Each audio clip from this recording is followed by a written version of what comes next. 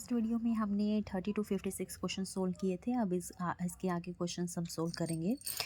इसमें जो हमारे पास है 57 क्वेश्चन है कि when a shunt S is connected with a galvanometer of resistance G in parallel then loss in resistance of circuit is. तो जो लॉस ऑफ रेजिस्टेंस होता है वो जी स्क्वायर बटे में जी प्लस एस होता है। B is the right answer.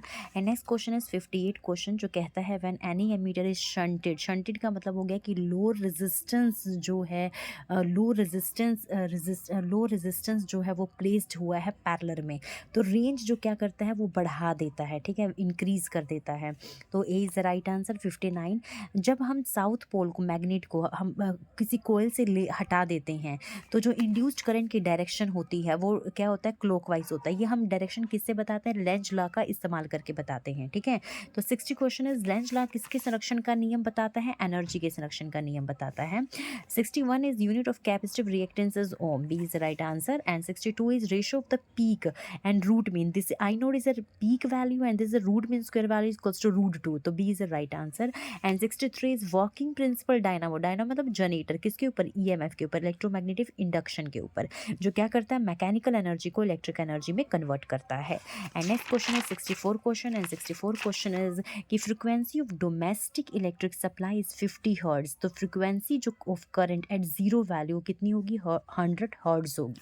And 65 question is the number of turns in primary and secondary of any setup. Setup का मतलब क्या होता है कि जहाँ पे वोल्टेज इंक्रीज होती है, तो सेटअप में क्या होता है, N2 जो सेकेंडरी कोल्स होती हैं उसकी टर्न्स जो होती हैं N1 मतलब प्राइमरी के कंपैरिजन में ग्रेटर होती हैं। और अगर वही स्टेप डाउन की बात कर ले तो इसका ऑपोजिट होता है, N1 is greater than N2 होता है। उसमें क्या होता है, स्टेप डाउन ट्रांसफॉर्मर में वोल्टेज डिक्रीज होती है। नेक्स्ट क्वेश्चन है 66 क्वेश्चन कि if the resistance and self inductance of alternating current and R and L then tan phi की value omega L over R होता है। C is the right answer. 67 question is resistance of semiconductor with increase of temperature. जो resistance होता है semiconductor का decrease होता है temperature increase होने के साथ में। Next question is main carrier of current in an type semiconductor is electron and next question is 69. Boolean expression for OR gate is A plus B equals to C. A is the right answer.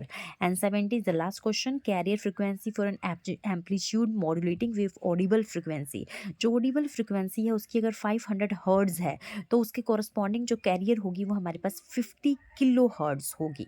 तो A is the right answer. Thank you so much. अगर किसी भी question में कोई problem है तो you can comment in the comment box.